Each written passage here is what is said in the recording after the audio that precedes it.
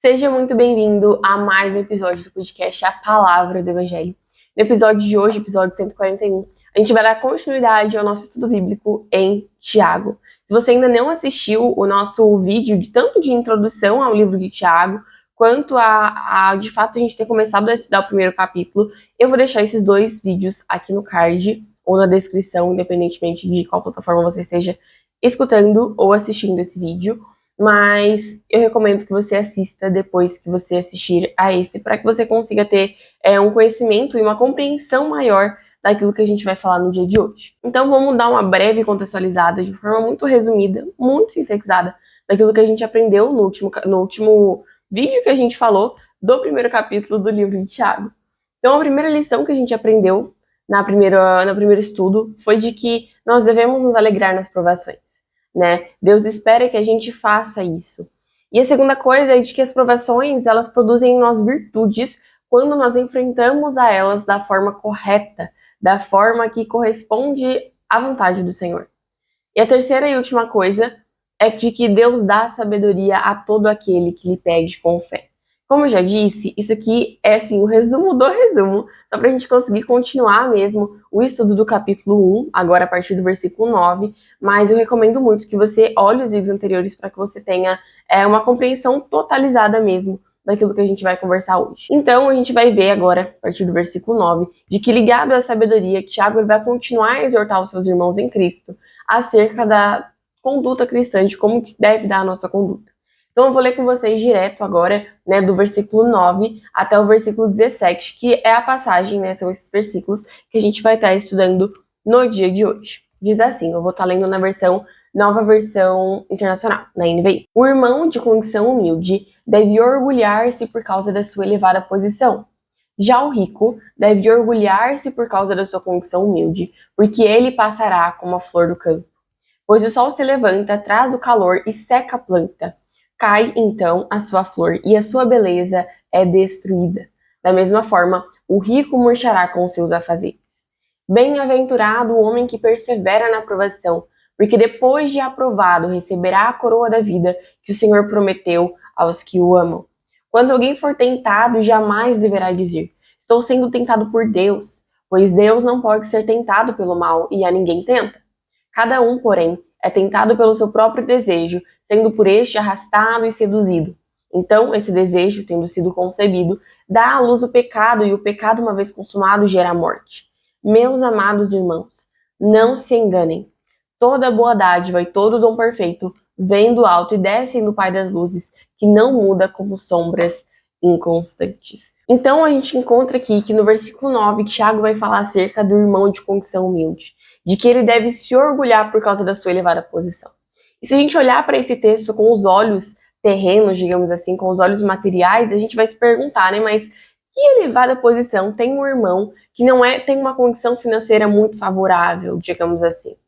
A verdade é que, aos olhos materiais, aos olhos terrenos, isso aqui não vai fazer sentido. A gente precisa se lembrar que o reino dos céus, o reino de Deus, ele é inverso. Maior é aquele que serve do que aquele que é servido. Aquele que perde a sua vida, na verdade, já ganha. Assim que funciona o reino de Deus. Né? A gente falou um pouco sobre isso nesses vídeos anteriores, e é exatamente isso. Então, aos olhos terrenos, talvez um irmão de condição humilde não vá ter uma elevada posição. Porém, o que mais importa não é os olhos terrenos, não é a nossa visão mundana, né, daquilo que a gente tem no mundo atualmente, mas sim aquilo que Deus diz sobre nós, aquilo que Deus diz acerca disso. E o que Deus nos direciona a fazer, né, aos irmãos de condição humilde, é se orgulhar por conta de sua elevada posição. Para Deus, independentemente da sua condição financeira, o que importa é a sua esperança, é onde a sua fé está firmada. Então ele vai dizer que essa elevada posição, na verdade, significa a esperança da volta de Cristo, a esperança no Senhor. E isso é maior e melhor do que qualquer outra coisa que a gente pudesse sonhar, pudesse pensar em ter neste mundo. Tanto que no versículo 10 e no 11, ele vai dizer acerca daquele que tem uma condição financeira favorável, ele vai falar acerca do rico, né? De que ele deve se orgulhar por conta da sua condição humilde. Olha como o reino dos céus, olha como o reino de Deus ele é realmente invertido, né? Porque ele vai dizer que o rico ele vai passar como a flor do campo. A riqueza, os bens materiais, eles passam. No sentido de que não é errado ser rico, não é errado ter uma posição favorável financeiramente, mas de que a gente precisa ter essa compreensão de que os recursos materiais que nos são dados por Deus, eles não servem apenas para o nosso conforto, mas para abençoar e para alcançar outras vidas. O problema não está em ter riquezas em si, mas no lugar que ela ocupa no nosso coração, né? As riquezas, elas não devem nos impedir de viver aquilo que Deus tem e quer que nós vivamos no momento presente e até no futuro. Ela não pode se tornar um ídolo. E a existência da corrupção ou da não corrupção, ela se encontra na motivação do nosso coração. É aí que está o detalhe. Em 1 Timóteo, no capítulo 6, do versículo 9 ao 10, vai nos dizer assim: no entanto, os que querem ficar ricos caem em tentação, em ciladas e em muitos desejos insensatos e nocivos, que levam os homens a mergulhar na ruína e na destruição, pois o amor ao dinheiro é a raiz de todos os males. Algumas pessoas, por cobiçar o dinheiro, se desviaram da fé e se afligiram com muito sofrimento. E olha aqui como a gente pode perceber como que o dinheiro, que muitas vezes seria algo que talvez pudesse nos trazer algum conforto, alguma estabilidade, Paulo vai dizer que, no caso das pessoas que buscam a todo custo ficar ricas, que amam ao dinheiro, o próprio dinheiro, que é aquilo que elas buscam, que é aquilo que elas cobiçam, se torna o seu próprio algoz, porque elas acabam ficando afligidas por sofrimentos, por angústias. Então o problema não está em ter dinheiro, mas em amá-lo, em desejá-lo a todo e qualquer custo, né? Mateus Ortega, no livro Economia do Reino, na página 39, ele vai dizer que o problema não é ter riquezas, mas manter o coração nelas, sabe? Então, se nós temos riquezas terrenas, a gente precisa usar elas para a glória do Senhor, porque nós reconhecemos, nós sabemos que tudo aquilo que nós temos veio dele, proveio do Senhor, e que nós temos uma responsabilidade em administrar esses bens de forma que agrade e louve a ele. Inclusive, falando a respeito do dinheiro, né, do uso do dinheiro, da administração financeira, o livro Economia do Reino, deixa eu pegar ele aqui. Esse livro aqui, ele é muito especial mesmo. Foi um dos livros que Deus mais falou comigo acerca do gerenciamento financeiro, de como usar as nossas finanças para a glória do Senhor. Inclusive, ele foi a primeira resenha que eu compartilhei com vocês lá no canal de transmissão.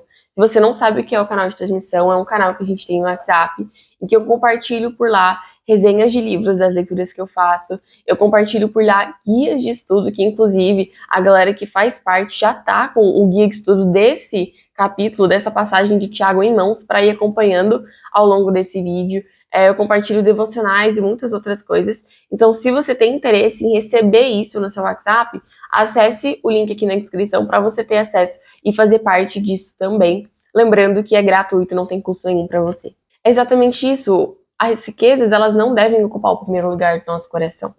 Então, o que Tiago vai dizer aqui aos seus irmãos é: ao humilde, né, aquele que não tem uma condição financeira favorável, se esqueça da sua pobreza terrena. Entenda que a sua maior riqueza é estar com o Senhor, sua maior esperança é aquilo que mais nos vale, né? Ao rico, que se esqueça da sua riqueza terrena, porque em Cristo somos um por meio daquele que nos salvou, né? Em Cristo nós temos o mesmo coração, a mesma mentalidade.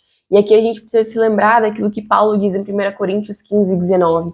Se é somente para esta vida que temos esperança em Cristo, somos os mais miseráveis de todos os homens. A nossa esperança, ela não pode se limitar apenas à nossa vida terrena. E, consequentemente, né, a gente vê Tiago reforçando essa ideia da gente passar pela aprovação, colocando a nossa fé no Senhor, da gente continuar perseverando nos tempos difíceis, porque feliz é aquele que obedece ao Senhor. E muitas vezes a decisão de perseverar, ela não vai ser fácil, ela vai ser muitas vezes, sei lá, dolorida, angustiante, mas a verdade é que ela nos estará levando a um caminho, a um lugar de glória e de descanso, plenitude no Senhor. E aqui a gente encontra como que o evangelho ele caminha na contramão do mundo, porque enquanto para a sociedade moderna a gente deve priorizar os nossos sentimentos e os nossos prazeres, a sociedade moderna baseada no hedonismo, a gente encontra através do evangelho, nas escrituras, de que o crente em Jesus não baseia sua vida nos seus sentimentos, naquilo que ele quer ou não fazer. Ele baseia sua vida unicamente naquilo que Deus lhe direciona, na sua palavra. E é muito interessante de perceber como que aquele que busca, que pauta a sua vida apenas nos seus prazeres, que vive segundo o hedonismo, não tem uma vida cheia de sentido, tem uma vida muitas vezes vazia, uma vida infeliz, mas na contramão disso, aquele que decide se submeter a Cristo e ao senhorio dele, encontra plenitude de vida, encontra sentido e propósito para a sua existência. Então, o meu encorajamento para você é isso, é persevere sendo fiel, persevere onde Deus te colocou, sabendo que no futuro você receberá de Deus a recompensa, né? De que após sermos aprovados, Tiago vai nos dizer isso, nós recebemos a coroa da vida, nós seremos coroados como os filhos do rei. E eu gosto muito de uma frase do Bonhoeffer que ele fala no livro Discipulado, se eu não me engano, eu até já citei esse livro mesmo em outros vídeos anteriores, mas é porque essa leitura está me impactando muito, em que ele vai falar que só o que crê é obediente, e só é obediente o que crê. Aqui a gente encontra essa relação entre a fé e a obediência, como que sem a fé, a obediência não subsiste, como sem a obediência, a fé não subsiste, como que as duas são intrínsecas e necessárias uma à outra. Porque quem ama a Deus obedece a Ele. João 14:21 vai nos dizer isso. Logo, se nós decidimos, nós tomamos a decisão de resistir à tentação, né, de fugir da tentação e resistir à provação, nós amamos ao Senhor e Ele certamente nos recompensará por isso. E nos versículos 13 e 14, a gente consegue perceber um pouco a diferença, né, entre a provação e a tentação, no que realmente consiste a tentação. A gente consegue compreender, por exemplo, de que a tentação ela não pode vir de Deus, ela não provém do Senhor, mas ela vem dos nossos desejos, ela vem daquilo que está no nosso coração, sabe? E a gente encontra exemplos bíblicos disso. A gente encontra, por exemplo, em Gênesis 39, uma tentação para José, mulher de Potifar, né? Chegou naquela ocasião, naquela determinada situação, e ele tinha duas escolhas: ou ele seguia a mulher de Potifar, ou ele fugia. E ele decidiu fazer a escolha correta, que foi fugir da mulher de Potifar, foi não cair em pecado. E outro personagem bíblico que a gente encontra que esteve nessa situação, né, de tentação, e teve a escolha, né, de fugir da tentação ou ceder a ela, foi Davi com Batseba, em 2 Samuel 11. E nesse caso, infelizmente, ele acaba cedendo, né, ele acaba pecando com Batseba, ele não fugiu do pecado. E em ambos os casos, na verdade, né, em todos os casos da história humana de tentação em que nós somos tentados, a tentação vem por conta dos desejos do nosso coração. E o versículo ainda menciona que cada um é arrastado, ou seja, nós somos afastados da verdade, né? No versículo 15 ele vai continuar: então esse desejo, tendo sido concebido, dá à luz o pecado, e o pecado, uma vez consumado, gera a morte. Então o resultado de ceder à tentação é nada mais, nada menos do que o pecado. Então, essa morte, né, que ele vai dizer, o pecado, assim que ele é consumado, ele gera a morte, ela pode ser tanto física, em casos mais graves, tanto espiritual, sabe? O nosso afastamento do Senhor. Romanos 6:23 vai dizer isso, porque o salário do pecado é a morte, mas o dom gratuito de Deus é a vida eterna em Cristo Jesus, nosso Senhor. Então, a gente precisa guardar o nosso coração e ter a palavra do Senhor como o maior tesouro guardada nele. Que a gente não venha ceder à tentação, mas que a gente venha fugir dela. E aqui está o segredo, né? A gente precisa fugir da tentação, a gente corre da tentação, a gente não enfrenta ela. A palavra do Senhor nos assegura de que não nos pode sobrevir tentação maior do que a nossa capacidade de suportá-la. De tudo que se deve guardar, guarde bem o seu coração, porque dele procedem as fontes da vida. Provérbios 4:23 vai nos dizer isso. E então que a gente não se esqueça de que o pecado, ele gera a morte. Em todo e qualquer caso na humanidade, a gente vai ver que o pecado, ele sempre vai gerar a morte. A palavra de Cristo, ela sempre vai nos gerar a vida. A obediência a Cristo é sempre a melhor escolha.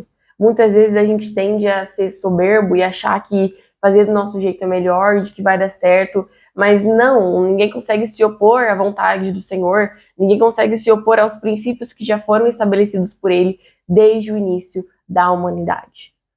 E no versículo 16 e 17, por fim, a gente vai entender de que toda boa dádiva vem dos céus, vem do Senhor, e de que o caráter do Senhor é imutável.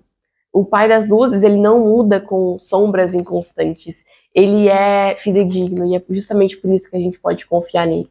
No episódio 139, se eu não estiver enganada, a gente falou sobre isso, a gente falou sobre a aparente diferença do caráter de Deus no Novo e no Velho Testamento. Se você tem dúvidas acerca disso, eu também recomendo que você vá lá assistir esse vídeo. E que este seja um lembrete para o nosso coração, para nossa mente, de que tudo aquilo que é bom, tudo aquilo que é excelente, só poderia vir do Senhor. Apenas Ele é genuinamente bom. É dele que provém todas as coisas boas. Então coloque sua confiança, deposite sua esperança integralmente nele, né? Porque aquele que nele confia não será enganado, não será desiludido. Salmos 34:8 vai nos dizer: provem e vejam como o Senhor é bom.